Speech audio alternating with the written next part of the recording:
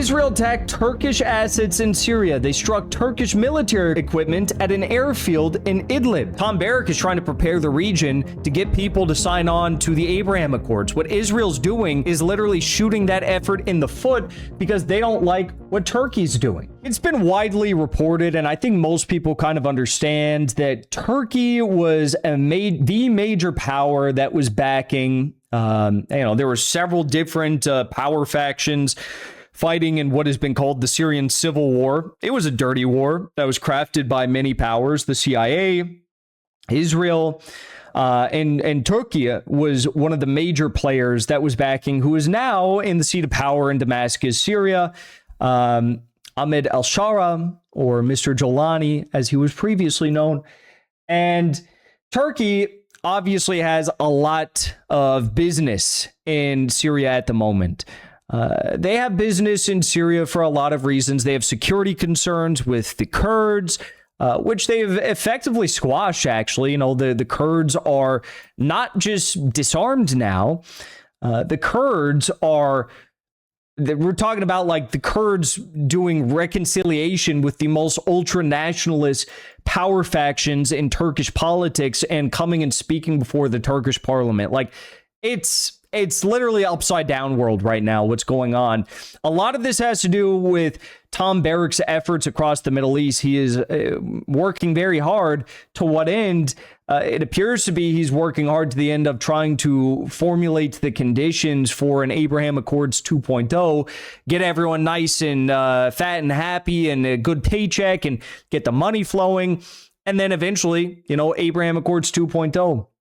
Trying to put Saudi Arabia in a position and other countries in a position where they will not be humiliated. They will not lose their power. They will not lose their status in the region by signing on to the Abraham Accords. So that's concerning.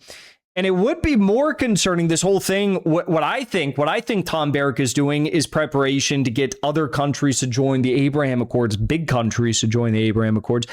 This would all be more concerning to me if Israel was not as deranged and they have no foresight, they have no vision. They have no vision whatsoever. It's like, if something doesn't benefit Israel today, it doesn't matter if it's going to benefit them immensely 20 days from now. If it doesn't benefit them today, they're going to blow the whole thing up. So regardless of what Tom Barrack is doing and why he is doing it, and I have my suspicions, has to do with the Abraham Accords, literally has to do with benefiting Israel in the region. But of course, Tom Barrack is doing it because it's going to benefit Trump and his legacy. The Abraham Accords is like Trump's main legacy point that he can look to and others can look to in the future. And this is all in service to Israel. But Israel is so insane that they're blowing the whole thing up. Okay, so what you need to understand is that Turkey has a lot of business in Syria right now. Lots of construction business in Syria. Military assets are being placed in Syria. Offensive and defensive weapons are being placed in Syria by the Turkish military. And one of the most important military bases is right on the border of Turkey. You can basically call it a Turkish military base because it's right on their border. It's in a very secure area. And most of the military assets there are Turkish military assets. So this is very important to Turkey, and Israel doesn't like that. Israel is balkanizing more and more and more of Syria. They're getting closer and closer to Damascus, actually. And Syria has their military bases. They have very good relations with the government. And one could even safely assume that Turkey is pulling the strings of this government in Syria at the moment. Now, all of that being said, Israel is so pissed off about this new Mecca agreement and the fact that Turkey is putting military assets in Syria that they have seemingly decided to blow up Tom Barrack's whole plan with these Abraham Accords 2.0 to just spite Turkey. Okay, this is how much vision they lack. As you know, the Mecca agreement was announced just last week between Turkey, Saudi Arabia, and Pakistan. Pakistan being a defined nuclear power. Saudi Arabia probably has a nuclear bomb. There's been a lot of people that have come out of the woodworks in high places and say that Saudi Arabia already has a nuclear bomb. And Turkey, who has a very, very robust military, industrial, manufacturing industry, and they have a huge military. Behind the United States, they have the biggest, most powerful military in all of NATO. And this trilateral Mecca agreement is interesting for a number of reasons. For starters, the Mecca agreement is, it's interesting because there's no real defined enemy. It is, you could say, a defensive security agreement right now, today. That could change in the future. Some are calling it the Sunni NATO adjacent organization. Initially, there were reports that Egypt was going to join. There have been some unverified but otherwise funny reports that Egypt was not allowed to join the Mecca agreement because the Turks, Pakistanis, and Saudis gave Egypt's president, Sisi, a bit of fake intelligence, and they used that fake intelligence to see if Sisi would go running to the United States and give it to the United States, which he did. And as a result, they chose to not allow Egypt into the Mecca agreement at this point in time. No idea if that's true, but it's a funny story if it is. Probably isn't. Anyways, Pakistan has to worry about India. So that's what they're covering in this agreement. That's their major op. Turkey's major op is Israel. Everyone knows that. Saudi Arabia's major op is Yemen. Really, I mean, that's their major op right now. And this Mecca agreement ostensibly, operates like NATO. An attack against one is an attack against all. It's like NATO Article 5.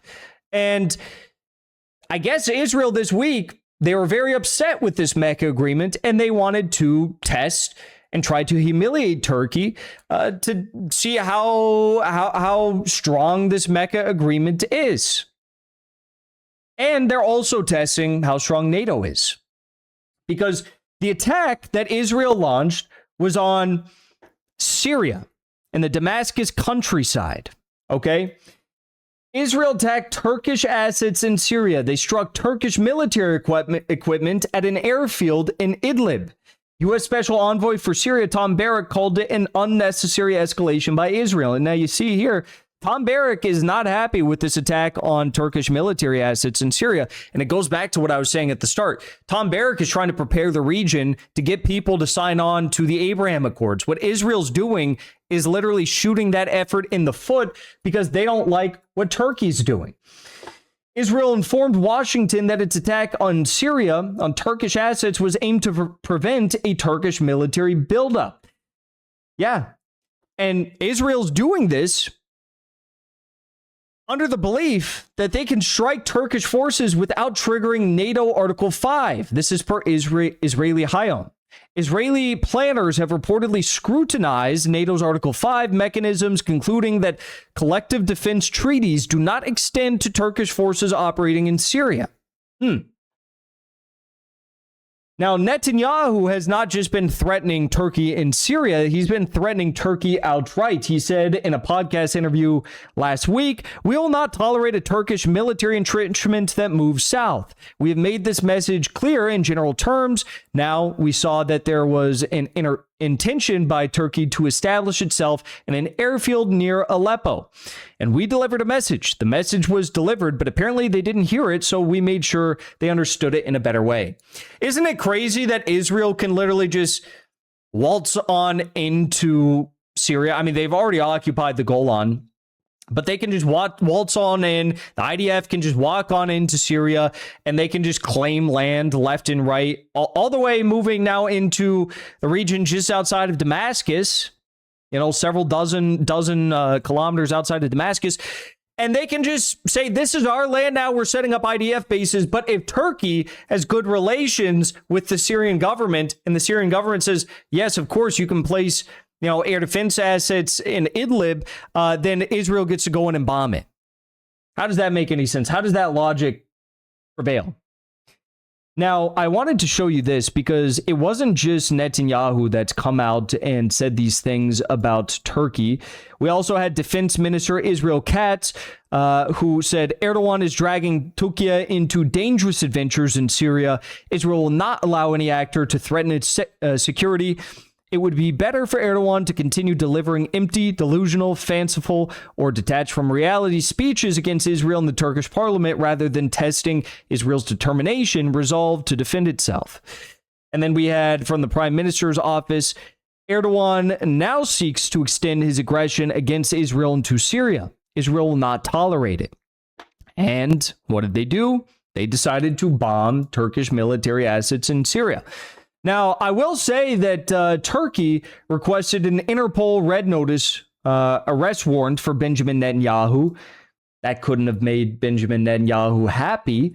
This was after the Israeli bombing of the Syrian airbase with ties to Turkey and their military. But look, I mean, I don't know how many times we have to go through this, but waiting around and finding out and seeing whether or not Israel will escalate and launch more attacks is just pointless. Of course, Israel will do that, especially against Turkey, a formidable opponent, huge military, capable industrial output, military industrial output. Of course, they're going to escalate. Of course, they view this as some greater Israel versus neo-Ottoman struggle, which actually it kind of is.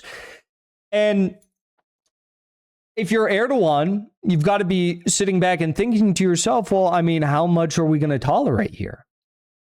Because Iran, they've been through this stage of, I guess, diplomatic illusions.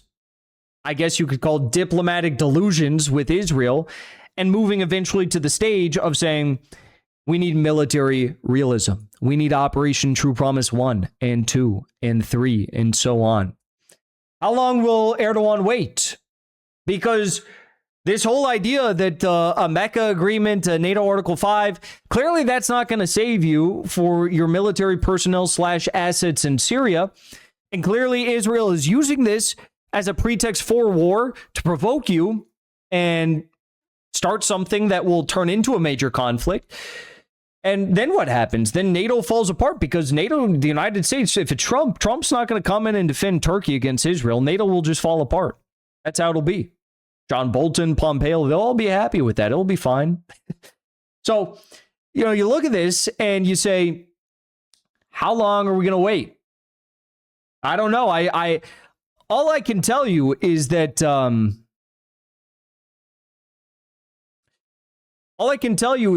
if you look throughout all of human history, there is a consensus in West Asia that the Ottoman land is the center of power. And that hasn't changed. That will remain true for the foreseeable future. Now, Iran is maybe giving them a run for their money, but remember, Iran and Turkey are working together. Turkey was providing Iran during the war with tons and tons during the 12-day war and the recent war, tons and tons of intelligence about the U.S.-backed Kurdish opposition. And Iran eliminated them, much to Turkey's, positive reaction. They were very happy about that. They sent no-head special forces in and took them out. They blew up their mountainsides in the Soleimani government of Iraqi Kurdistan. They blew up their arms depots. They blew up their most precious military and political bases, right? Iran did all that, and Turkey was happy. So Turkey and Iran right now are close. Now, there are some reports out there also that Turkey's going to the Mecca agreement powers are inviting Iran into the Mecca agreement, and that this already happened, and Iran is preparing for this and thinking about, okay, no, that's not going to happen. Just go back a few moments ago to when I told you that Pakistan's main op is India, Turkey's main op, Israel, and Saudi Arabia's main op is Yemen. Yemen is the beloved heart for so many people of this axis of resistance. So what are you going to say? If it's a NATO Article 5 type agreement where an attack against one is an attack against all, then how would you expect Iran to join the agreement if Saudi Arabia is facing attacks by Yemen, from Yemen, because Saudi Arabia is continuing the siege on their country? That would never, they would never work. I hope I didn't just screw up my mic when I did that. That would never work. So no, all these people online, these geopolitical analysts saying like, oh, Iran is going to join the Mecca agreement. No, that's not going to happen. And you just need but 2 working brain cells to understand why. So anyways, I have faith that Turkey will be victorious over Israel. I do believe that there will be a Turkey-Israel war, and I do believe Turkey will be victorious. The question is how long are we going to wait? How many of these unprovoked attacks from Israel are we going to see? I hope it doesn't go on for longer than it should. I don't think it will, but that's all I got to say. Before you leave, I want to say thank you for the support, because after 2 years of being banned, we are finally back home on YouTube. So be sure to subscribe to our channel and also join as a member on our channel using the link at the top of the description. I rely on the generous support of viewers like yourself to get the truth out to as many people as possible. You can also support the show on Locals or Give Sin Go. The mainstream media and the powers that be are never going to stop attacking us for bringing the truth to as many people as we do. Thank you so much for your support.